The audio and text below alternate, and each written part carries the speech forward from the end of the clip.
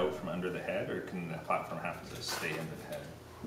The platform, yeah, I mean, it's got a range of motion to just the edge of the head. Because you could do something like if one of those screws was a ground point, potentially have the head like touch it, but it wouldn't normally possibly, over, possibly. And then the electrical connection's like boom, you're zeroed. Yeah, I think it's probably easier to do it optically on platform position because then there's no touch worry. Whenever we get this head moving around those screws, that's actually my point of greatest concern. That it can actually push and hit against those screws, and I had one of these panic moments. Oh no, God, die for the off button when I did that before. Yeah. Where have you been getting your filament to supply it? I haven't printed enough to go through my first roll from Makerbot, actually. Yeah, this machine, I've only had it together about a month, and part of that month was exam time at school, and so it actually hasn't gotten all that huge amount of attention from me yet. Got a set of parts that I've printed off, though. The whistle is probably the most difficult. This actually hit a blob and pushed it off before it did the top plate on it. Which is actually kind of instructive because you can see how it's building the layers up. So I leave that one around. Jesus. Yeah. Awesome. And now it's contaminated. Wow. Cubes are your basic test cube. There's one that is actually not finished here that I stopped because I was given a lecture during the demo and didn't want the noise in the background. But you can see it takes solid objects and interior surfaces that's smart enough to realize, oh, this doesn't have to be solid. I'll do a mesh there and a honeycomb there instead, awesome. which is kind of neat. On the tool chain, the way that I'm getting something into the Makerbot is I'm mostly using Google SketchUp right now for the initial model. You can also use SCAD or any other 3D program. Turning it into an STL file using a set of Python scripts called SketchForge to slice it into layers. Yeah. I'm using a 1/2 millimeter head, so each of my layers is a 1/2 millimeter. You can get heads between 0.1 millimeter and 0.8, I think, is the biggest. It mostly changes the speed that it's going. Your actual stepper motor accuracy on these guys is down in the 2 to 300 micron range. So with your 0.1 millimeter head, your head is actually smaller than your stepper motor accuracy. So you don't really get 0.1 millimeter resolution with the smallest head.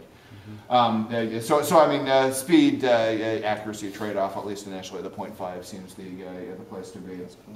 So I take the SketchForged model. This slices it into a G-code on a per slice basis, which is the CNC language for all sorts of different CNC machines.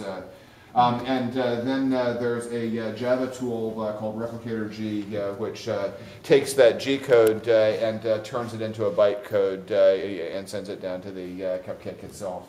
And actually stores things on an SD card. So the way I usually do it is to throw the SD card in the computer, move my model to the SD card, and then launch the printing from the SD card. It can print over the USB cable, but USB is a funny protocol, and if something else comes into the network and takes priority, the print gets screwed up occasionally. So I'm almost always printing off of the SD card at this point. What's the, so for example, this guy here, this whistle, or whatever, I think it's a whistle, what are we looking at for, how many bytes of information are we looking at? Oh, that's a pretty good question. Not great. I don't actually know. I'm just curious, if we're talking about, sticking it onto an external SD card and slapping it in, I'm just curious. So for instance, just because it's the first one I looked at, the G code for the bunny, oh no, that's not the bunny. The G code for one of these guys is 159K. So it's pretty small. I've got every model I've printed so far on my SD card, and I'm only a third full. Oh, okay, perfect. And it's not that big an SD card. So that's not really limiting. Yeah. What's the print time for something like the whistle? The whistle is about a half-hour piece. I'm going to print one of these right now because it's about a 5-minute piece. I just don't want to keep noise in the background for too long. So one of the things that I'm currently having to do is make sure my head stays hot because I have some extrusion problems if the head ever cools down. This is one of the extruder head design issues, I think. So I'm going to kind of quickly turn off my control panel and start a print going. Can you, what's the temperature for the head? Right now I'm printing ABS plastic, and so the head's at about 220 degrees Celsius.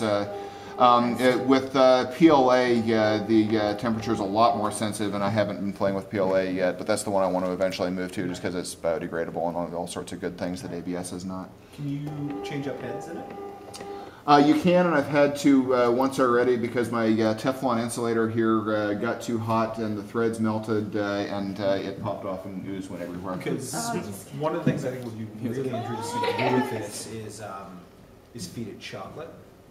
Oh yeah, so I've actually seen someone doing an ice a 3D printer. Nice. They are actually printing like frozen cups and stuff. There was also a really cool design on that, the one where it used like just a simple linear actuator with a syringe that printed really wet clay, and then they fired it afterwards. But they did like cool stuff. That's like super thin wall with like exterior gusseting mugs where you could like see the structure. That's pretty cool. There was for this one they were also working on doing a dual head setup for it. There's already controllers to support such a thing. Yeah. So what it's doing is bringing the head up and doing a test extrusion to make sure that temperatures are all right and everything, and then it's going to quickly go down, and I'm going to have to go into this little rigmarole of making sure it gets to the right level so that my raft sticks. And that's kind of the critical piece, is that as long as this first layer sticks to the acrylic build platform, everything else will go down properly. Did you look at all of the heated build platform? Yes, I am buying a heated build platform just as soon as I can, because this is a horrible pain in the ass. And as soon as I get, it helps hugely. And as soon as I build bigger pieces, I have not managed to build anything bigger than about this on there so far, because one corner of that raft always pops up. And so the heated build platform is really the solution to that. What are you making? I'm sorry? What are you making here? Oh, I'm making one of just one of these little guys, the single wall test pieces. It's the quickest piece that I have. Funny, it looks like customized Lego pieces. Yeah. Yeah, I have made some of those actually. Yeah, one of You've the. always wanted this damn piece to finish your thing. Exactly. Emergency Lego. Yeah, I actually printed some Lego pieces from Thingiverse before this school kid demo that one of my profs at UVic wanted to give, and the Lego pieces walked away, so they were obviously compelling to the kids. So what's the, we were talking about cost, not just for materials. What do we look at for a material for one of these guys?